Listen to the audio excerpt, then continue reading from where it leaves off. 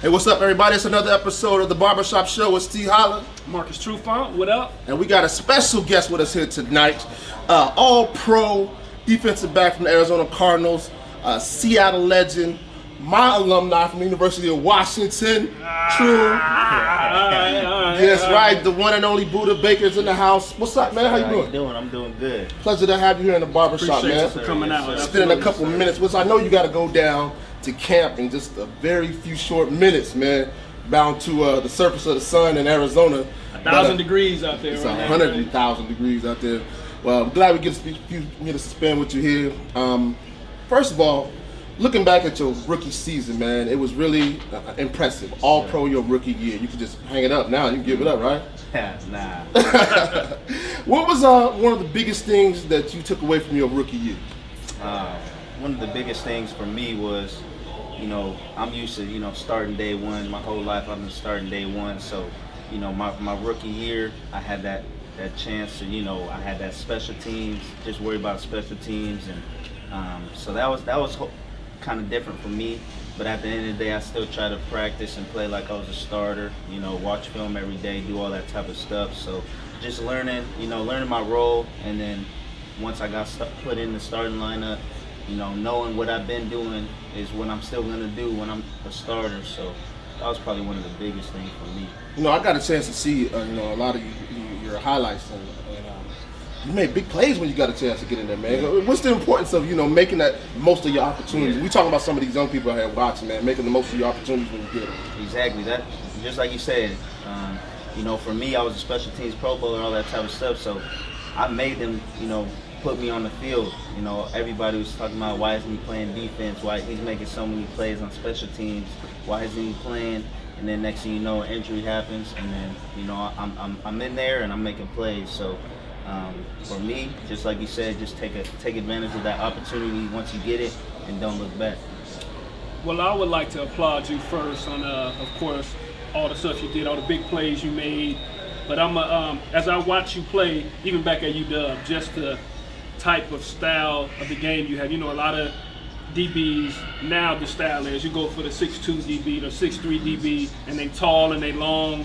At times, it's not really a lot of technique type of stuff that's going into it. But in watching you, even back at UW, it starts with the footwork, starts with the eyes, and that's really where it all starts. And I got a youth football league, and I talk about that all the time. But everybody wants to make the highlights. Everybody wants to do this, but it definitely starts with that technique. So going back to that, I know you said that you started out on special teams, and you played with the Honey Badger and guys like that. And I know the defense is going to look different this coming year. So what can you tell us about what we can expect from the defense? I know you lost a lot of guys. It's a different team, really. You got new coaches, you got everything. So what can we expect from the defense this year? Yeah, I mean, you can expect it. I feel like a defense that's going to be even better. We transitioned from a 3-4 to a 4-3, which is big. Right. We got guys like Chandler Jones and Marcus Golden.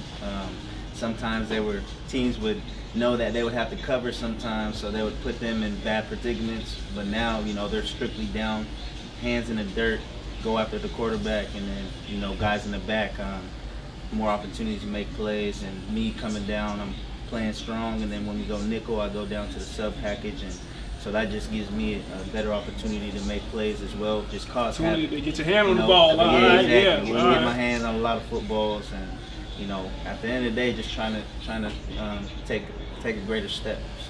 So as you had a very impactful rookie season, moving into year number 2, going through OTAs, dealing with your coaches, all that kind of stuff. How do you expect your role to change this season as opposed to what it was last year? Yeah, last year, I didn't graduate, so I left after my 3rd year, and they had one of the things where you couldn't go until training camp. Right. So it was my first time meeting all the players in training camp, so I missed all the OTAs, I missed the mini camps and all that type of stuff. So my first time, getting down the plays and working on the plays and practicing was training camp. So this year, now that I was able to do OTAs, I was able to do mini camp and all that type of stuff. So for me, I feel like I'm going to take a way more bigger step from last year. So here's one of the biggest things, that for someone who never made it to that level, I want to get your perspective on this. So you step out there, you are still just 22 years old right now today. You're a young buck, man, still wet behind you. Yeah, breath smelling like Similac. But what does it feel like when you get out there and you see some of the guys you grew up idolizing and they lining up on the other side of the field from you? Like, you had to go again and look at Larry Fitzgerald every single day. This is a guy that's been in the league 107 years. And he's one of the greatest of all time. What is it like? And give me some examples of guys you lined up against and you were like, oh my God, I'm out here with him. Yeah, I mean, for me, I'm not the big type of starstruck type of guy. I just never been that type of guy. You know, I'm more of a competitor. I want to go after those dudes. So, but probably one of the most moments was in training camp guarding Larry, just seeing him as a technician. You know, you can't beat somebody off of just pure athleticism anymore. It's all technique and. You hear that, kids? Exactly. It's the little things, first, you know. It's the little things. I remember guarding him on a, back shoulder. You know, I had him. I feel like I locked him up. You know, and then at the last second he gets his hands up and catches the ball. So just little things like that is when I knew that this is a technician league and everybody's athletic. You know, you gotta watch film, do all the little things first, and then. You'll get better. He can definitely relate because I was just about to say, Larry Fitzgerald. Imagine that. You think you got him locked down, and then at the last second he grabbed that thing, but you got about 70,000 cheering in the back of your head. Fitz is a baller, so when you see him, you tell him I said what's up, man. He's a great pro, and he's been like that for a long time. I remember early on in his career, he was so nice on the field. It was hard to get angry at him or get worked up. So he'd be asking about my kids and stuff on the field, all types of silly stuff, man. But get in your head, try to get in your head. That dude's the real deal. So what I want to talk about, I like to talk to the young players about their social media and stuff, right? And just how they get down, just kind of what's the feel of the locker room. Cause I'm out the locker room, so I'm almost old school. I got gray hair, but I black it up a little. We in the barbershop, so I may hit it with the Beijing. So I look young, but so I've been looking at your Instagram stories. I follow you a little bit, so you know what I'm saying. As far as your music, kind of hype music you listening to for training camp? It's early in the morning. You got to get up in the morning. Yeah. What's Budda Baker listening to? Man, see, other people listen to that hype music. I'm more of a slow. Here we go. Here we go. I don't know where I heard that before. Where we heard that before, True's in the same boat, so that's why I'm not gonna leave it alone. So slow music. Yeah, slow music, man. Cool music to keep me mellow. I don't really listen to the crazy stuff. Maybe a little bit right before the game, maybe one or two songs, but practice all that. I listen to the slow, cool music. I like it, my brother. I'm trying to figure this out. How do you guys get hype and get ready for the game if you just so mellow and chilled out? You don't listen to some Keith Sweat? I know for me, I was already so worked up. I'm already up here, and this is days before the game. I'm already on 10, so before the game, you want to focus in, and you just want to be able to roll in smooth, not think about it. So I used to listen to Al Green. I used to listen to all types of slow jams just to bring me down. But I feel it. Well, I guess I'm the odd man in the group. I need some crump because if I'm going to go run my head into something, I got to get my mind right to think about all that. But outside of that, man, I want to step back and talk about college a little bit, man, since we have that in common. You Dub alumni. Have you had a chance to follow what's going on at the Doghouse recently? Yeah. I mean, they're doing great. They got a lot of DBs coming in. They got what I think one of the best defensive backs coaches and Jimmy Lake. So, I'm excited for all those guys. I feel like we're gonna have at least 2 first-rounders this year coming up, and at least 3 or 4 draft picks at ED. Okay.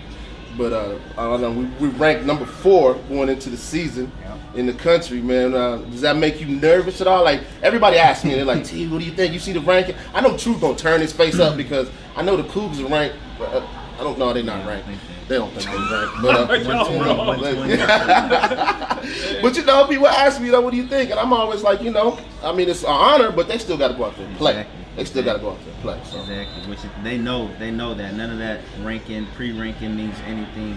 People are getting the Jim Thorpe Award and all that pre-stuff, but I'm telling them, none of that stuff matters until the end of the year when what your ranking is, or if you're in line for the Jim Thorpe Award or any of those type of awards. So I just tell them that, and get ready for their game 1 because that's against Auburn. Oh yeah, and that's gonna be a great game in Atlanta, right? In Atlanta, so practically in Auburn.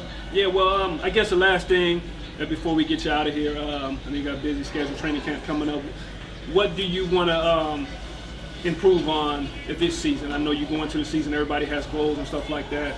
So I know you had a great first campaign on your first year. So what do you want to take your game this year? For me, I want to, take my game from 0 picks to 8 picks. I've had my opportunity to get strip sacks or cause fumbles, but I haven't got that interception yet in the league. So for me, it's just to be a ball hawk and just to get the ball and score or give it back to the offense. You dig that? Hold on now, before we get him out of here, because he did talk about getting the ball and scoring. Right. I just wanted to bring this up, you know what I'm saying? Because I had to do my research on him a little bit to make sure this was true.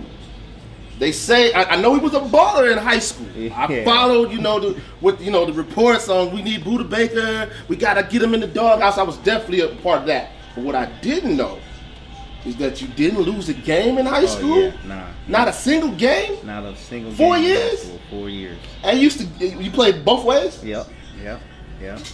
Never lost a game. So That's all right. I didn't know I That's didn't know what losing felt like until college. My freshman year, our first game, I'll never forget it. Our first time we lost was to Stanford. We like 3-0 or 4-0, and then we lost to Stanford. And that was when I realized, like, damn, I hate to lose. This is the first time. Yeah. Well, let's not get in the habit of losing too much, Budda, except for when you come to Seattle. We gotta, we gotta have some hometown love. But other than that, we're gonna be out here supporting you, representing for you, and making sure that you do your thing out there, man. Appreciate you stopping by the barbershop. Appreciate it. No, appreciate it. Mm-hmm.